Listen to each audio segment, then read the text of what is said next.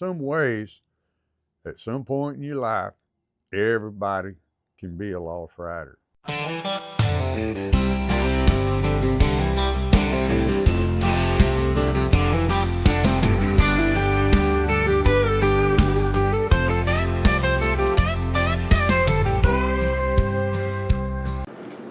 Good morning and welcome to this weekend's edition of News from the Camp House Listening Post of the Texas Sportsman's Association.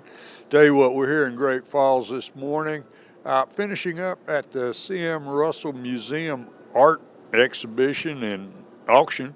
We're here with the Executive Director, Thomas Figarelli, and he's telling us everything. You know, Thomas, I'm a little bit embarrassed to say that, I was up here in June.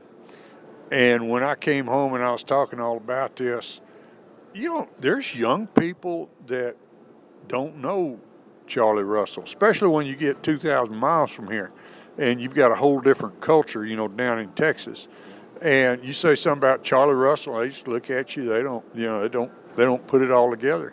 And that's one of the things that I really enjoyed coming here to this is, looking around and seeing so many young artists.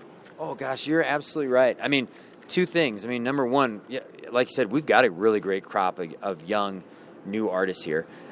Even though they might be young in age, some of them are definitely not emerging. I mean, some of them, Jeremy Wimborg, I'll mention, he's a young guy. But, boy, he's been established now for quite a few years, which is fun, right? It's great to see some young folks getting into the Western art scene and having staying power, right?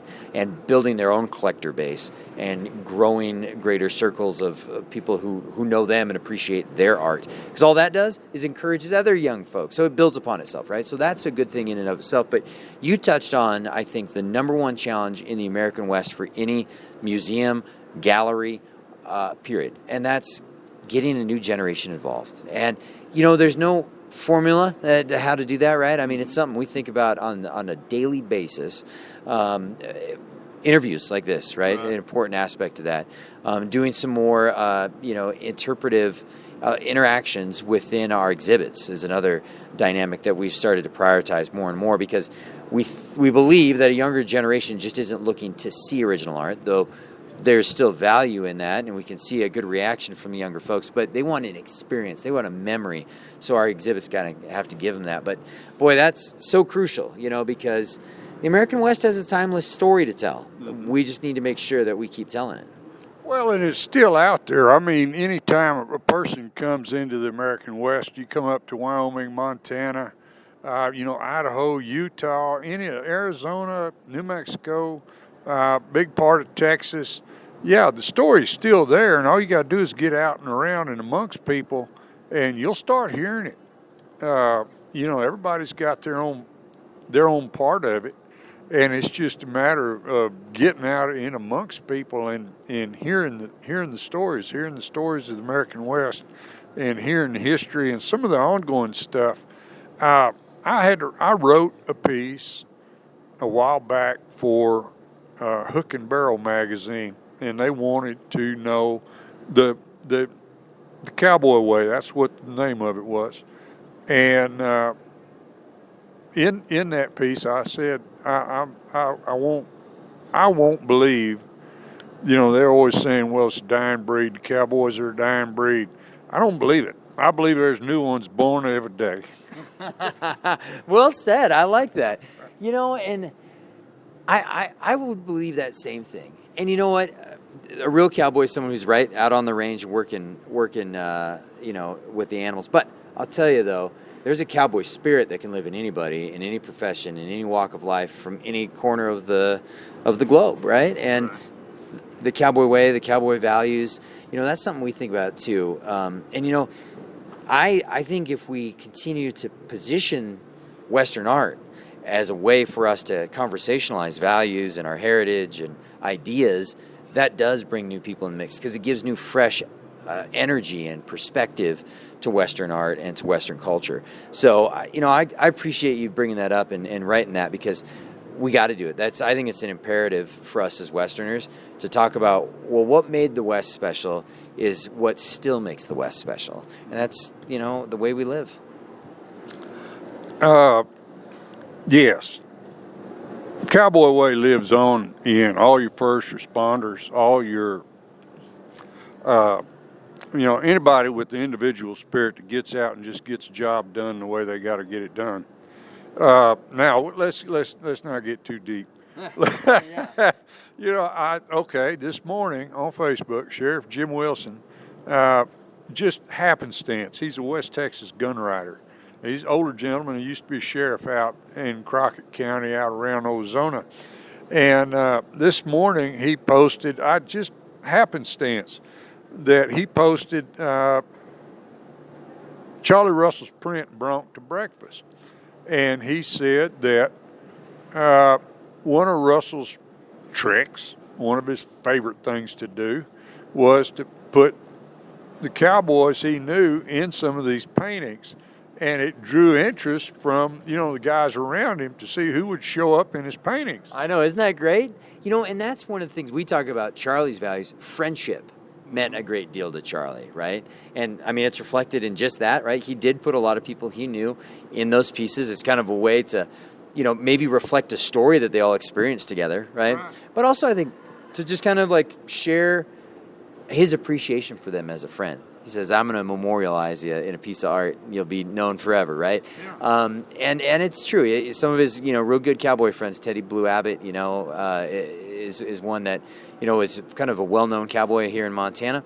Lots of artists have captured him. Charley too, right? Once again, coming back to the event, it's kind of why we do these suites and have the artists there. And they love to just be with each other, right?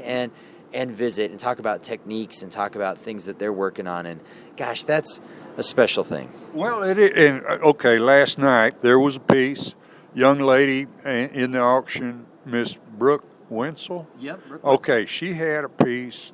It was 7 ladies riding out of the mountains.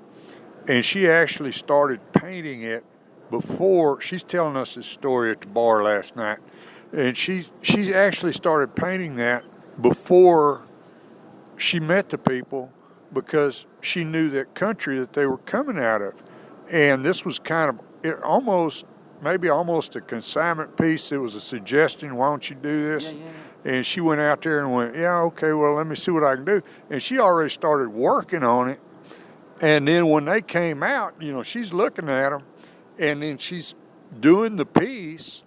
And one of the ladies she said it was unbelievable, because one of the ladies had taken a picture of the group and then took the picture and looked at the painting and went, how'd you do that? How did you know this is what it was going to look like? And it was hilarious. And then she told that story, and how special it was that the ladies that she had done a painting for them, and that they were all included in this painting, and the painting did exceptionally well last night. Oh, it did, and she is a special artist. Yeah. She really is. That story I think is just perfect to her, right? Yeah. She's a very thoughtful, creative artist, and she has a really good vision too, for how to build a composition, and as a fan favorite as a result. And kind of go back, she's a younger artist, right? But once again, she's been established now for a while. She has a really loyal following out there of collectors. So we're proud to work with people like Brooke. She's fantastic, and all of her peers are just people that, without them, without their art and their willingness to consign it in this sale, boy, we'd be nowhere as a museum. They are the lifeblood of what makes our financial engine go through this auction, but also just makes Western art relevant in people's minds. Well, and we ought to point out to everybody too, this was a great event, because I think we'll shock people a little bit too much when we get to talking about numbers and what some of this stuff costs. But this is a wonderful educational thing for young people to learn culture and the actual value of culture. Oh, absolutely it is. And, that's what we want people to take away. We want them to have fun, sure. We want them to buy art, absolutely. But we want them to take away appreciation of Western culture. Our tagline as a museum is to advance the art and soul of the American West. The art part is taken care of with our artists by living artists today, historic artists like Russell. The soul aspect, though, depends on all of us, you, me, everybody. We all have an obligation to let the soul of the American West breathe and be relevant in people's lives. There you go. There you go. All right. Thomas, thanks for being with us this morning. Hey, it's my pleasure. Thank you very much. All right, folks, I hope you all enjoyed it this morning and got a little idea of what's been going on up here at the Charley Russel Museum up here in Great Falls. It's been a great trip for me. I'm fixing to start pedaling south. This weekend's edition was also brought to us by Shaw's Bend Social Club, country club for folks who don't have a country club. All right, folks, I hope you enjoyed it this morning, and y'all just remember, pretty much any day is show a good day to be out in the woods.